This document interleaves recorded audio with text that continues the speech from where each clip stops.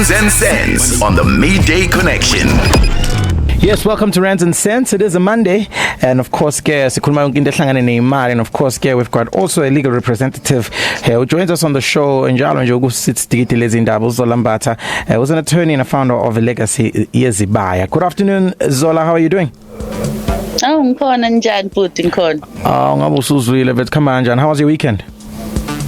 No, khamba kahle. The weekend was fantastic. It was raining in Joburg, so it was an opportunity to sit indoors. Wena, how was your weekend? Oh, everything was good. My weekend was good. Week was good. All is well. I'm well rested, feeling good. Well done. That's all. That's all that we need.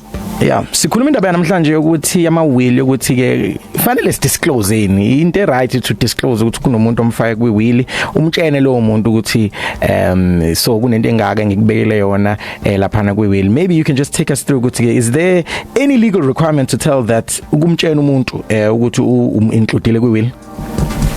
Well, I think it's important to start ekutheni a last will and testament is a very important document. People must have it because whether you have the will or not, umusushona, your estate will be administered. And now, not having a will determines how your estate will be administered. Now, with that being said, a will bafethu ifana nevote lakho. You have the right to hide it. You are not forced to tell anyone what you have put in your will. And it's also important to know that kwi-will uvunyelwe ukubhala noma yini ofuna ukuyibhala. Ikhona nje will engayibona mina where the husband had left and umama took the opportunity to use the will to say he will not inherit because he's a words we can't mention in broadcasting.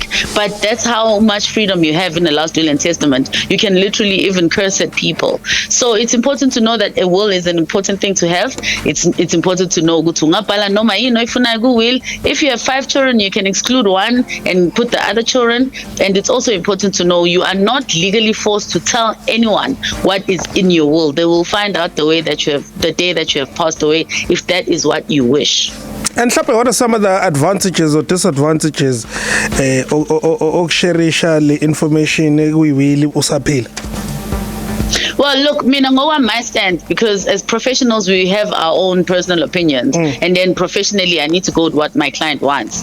But mina professionally and personally, I think it's important ukuthi ubatshele abantu that you have a will. Let's start there, where they can find it umusushonile. And as a key member of the family, if we breadwinner, if ubaba noma umama emndenini, then I say batshele ukuthi ubhale in kwi-will. And the reason for this is people take each other to court for small things. If as umzala awubatshelile ukuthi ubhale in kwi-will, if le ngane zakho aziyithandi lento oyibhalile, zizoyisana enkantolo imali yakho iphele. That's why I'm an advocate for family meetings after the will is drafted, where you explain what is in the will. But some people fear doing a will because they worry about the consequence, or someone is going to get them. In that instance, they want to keep it. So with that being said, the advantage of keeping it private is that you don't have to deal with it while you're alive. You don't have to justify your decisions while you're alive. You can just write it. The act allows you private ubatshela nje ukuthi mengishonile William nizoyithola endaweni enje.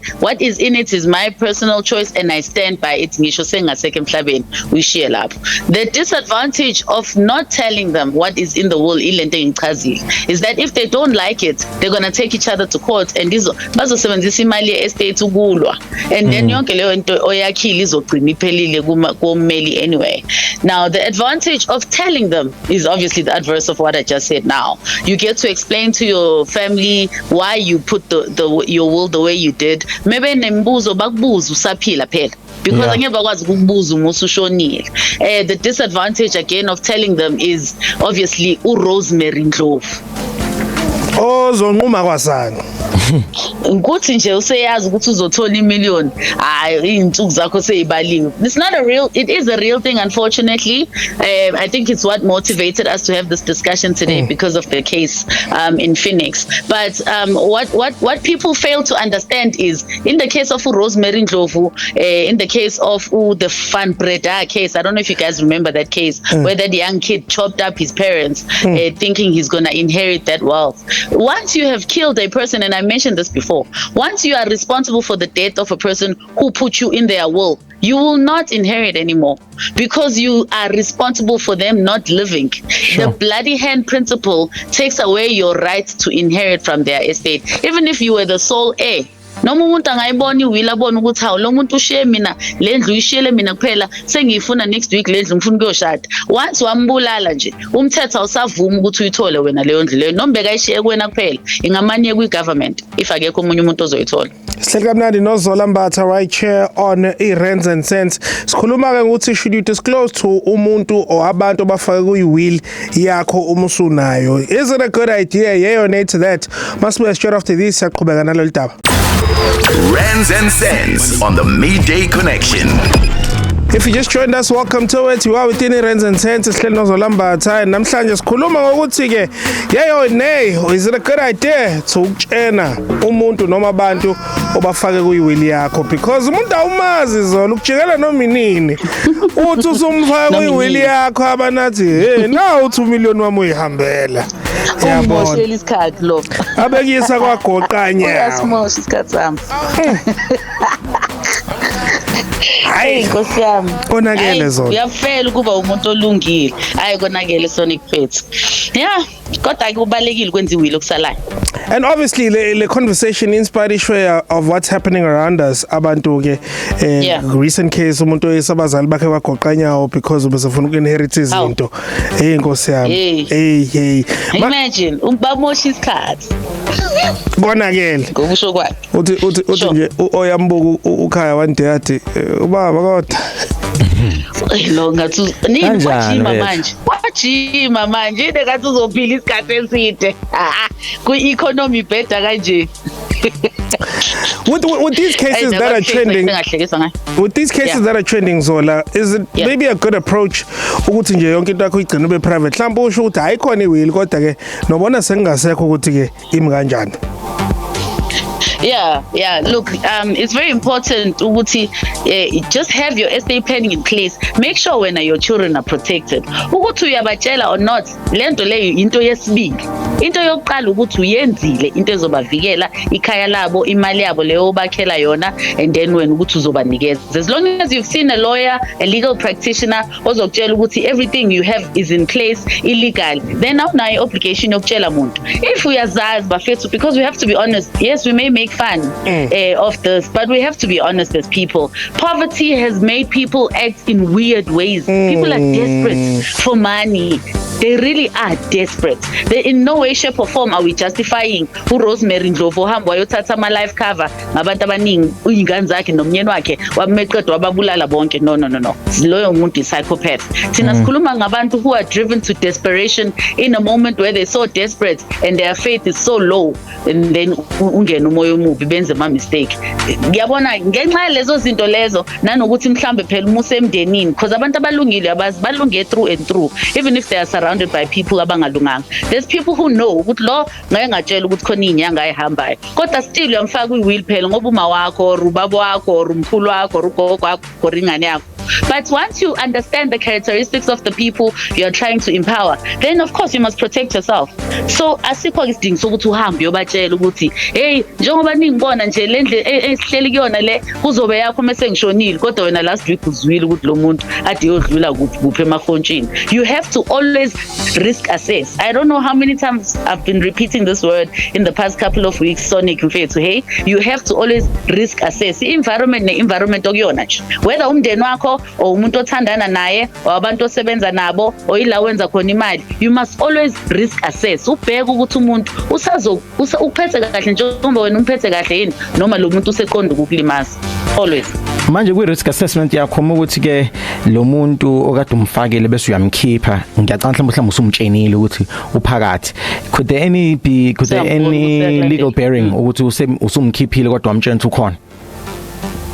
No, absolutely not. The Wills Act guarantees us the right to testation. That's what it's called in English. Umthetho lo wama-will ibizwa kuthiwa i-Wills Act. Uthi leyo mthetho loyo umuntu nomuntu une-right okwenza i-will as long as they're over a certain age, and kuyi-will yabo they have a right to say what must happen in their estate. And so one of those things one-right yayo ukushintsha phela i-will yakho. I-will futhi fanele uyishintshe every year because ama-circumstances ayashintsha every year.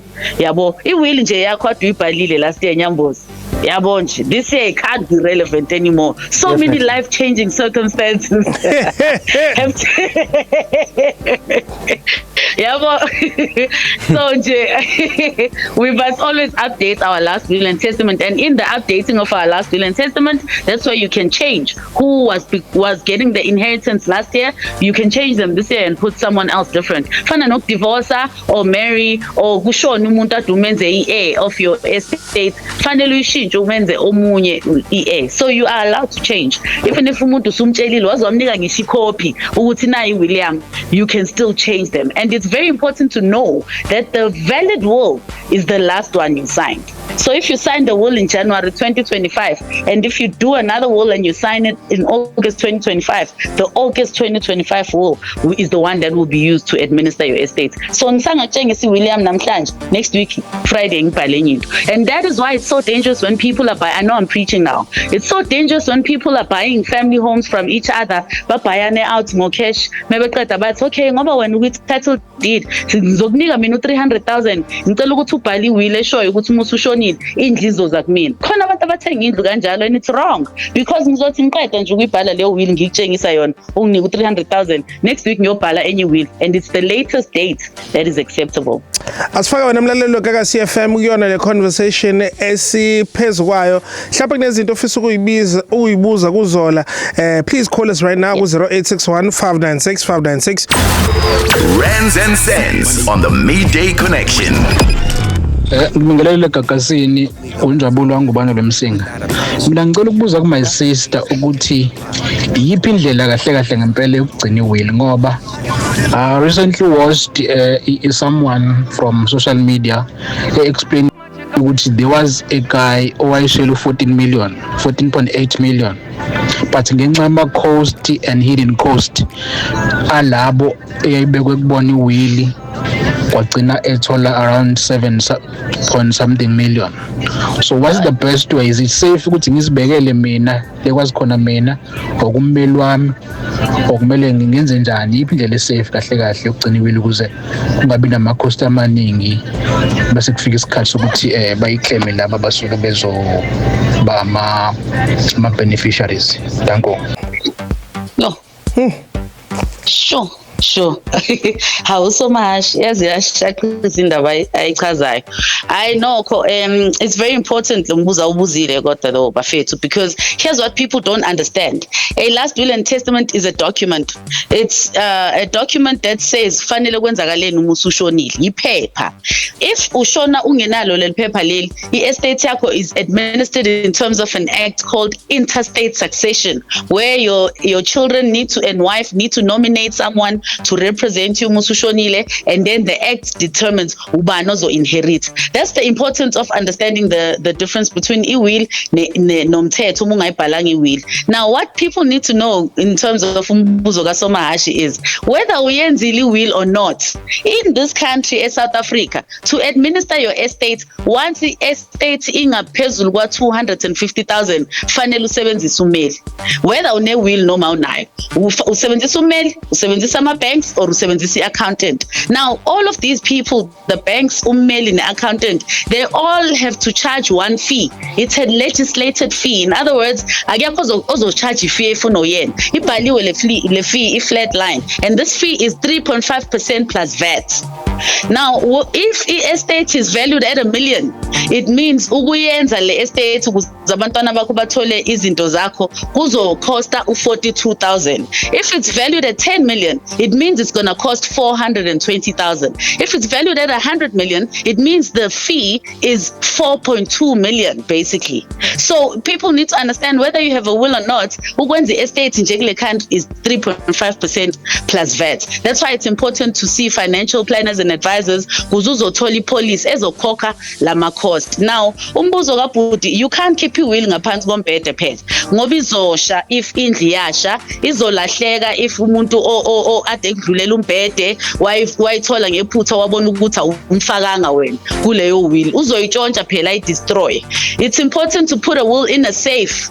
You can buy a safe le engashi mekusha indlu, or you can leave the will at your lawyer's office, because I'm a lawyer nama safe, I'm a banker nama safe.